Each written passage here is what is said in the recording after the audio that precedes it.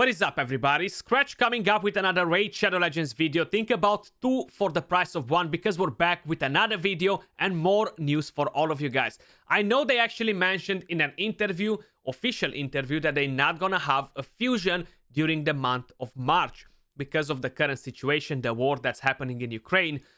But seems like we are actually getting a fusion, guys, on March the 25th. Basically, we are planning to launch a champion fragment event with a new champion, Nari the Lucky. This was probably meant to be kind of like the St. Patrick's fusion. I'm pretty convinced. Dwarf's legendary defense force affinity. Nari the Lucky is a strong control champion with 100% AoE provoke and a counter attack, along with AoE decrease accuracy and decrease resistance debuffs, which will come in handy on Arena, Doom Tower, and when fighting Hydra. Nari has a very high chance of stealing buffs from the target with his A1, and that might have a quite nice combo with his A3 counterattack. And the passive skill helps him boost his accuracy for each buff on each ally and allows him to transfer a random buff from a random enemy to a random ally at the start of his every turn, which is kind of cool.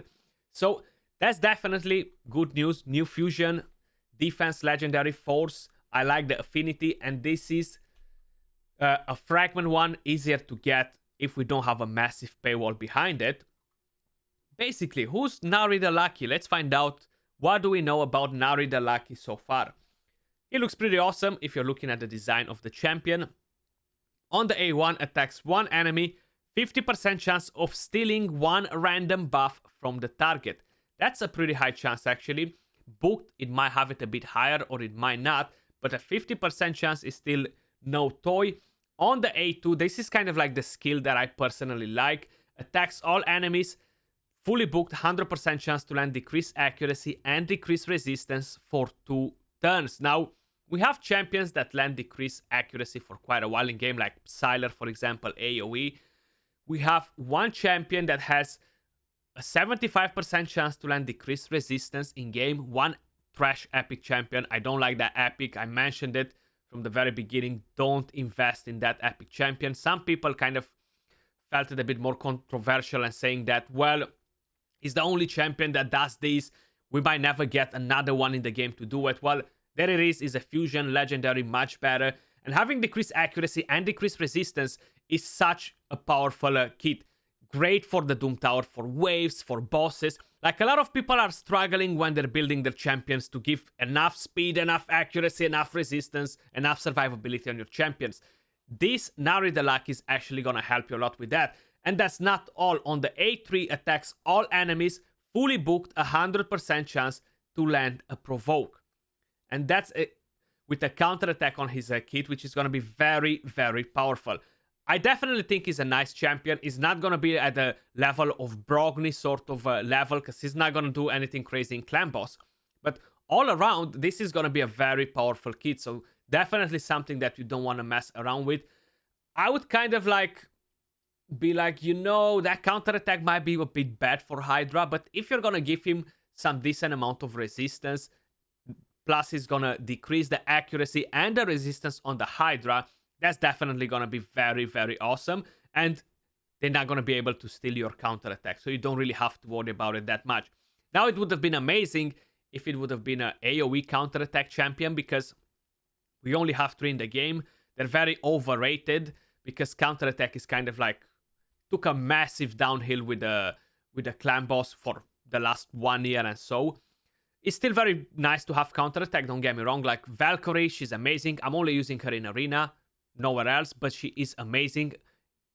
I would definitely prefer to have Valkyrie no matter what. Like, I wouldn't trade her for another champion. The passive at the start of this champion's turn transfers one random buff from a random enemy to a random ally. This champion's accuracy is increased by 5 for each buff on each ally. So imagine when you're doing Hydra, you'll be having tons of buffs on your team. At least my team has so many buffs. I could probably get, I don't know, like, what, 100 accuracy on this champion just with the buffs that I have on all my teams. Sometimes I have like 6-7 buffs per champion, you know, so multiply that with 6 and then multiply it with 5, you get tons and tons of accuracy, you know? So that's definitely a great thing, because if you want to build him with a bit of resistance for Hydra as an example, you'll be lacking a bit the accuracy on the accuracy side, and that's gonna help you with it, you know? I definitely think is a good champion to go for. I'm definitely gonna go for him 100%. Fragment Fusion, hopefully it's not gonna be a massive paywall. I really like the weapon that he has. Looks really, really cool. But yeah, guys, that was all for this video. Just quickly wanted to give you a heads up about the Fusion to see where we're kind of standing. And let me know in the comments down below. Are you gonna go for the Fusion? You think he's a good champion? I know we always have people complaining that there are not good champions, and later on they're gonna change their mind. Trust me when I'm telling you, it's gonna be a nice champion. If this goes on a 4-turn cooldown, this goes on a 3-turn cooldown fully booked, it's gonna be a pretty solid one. That was all for this video. Much love, and I'll catch you all soon in the next one. Peace.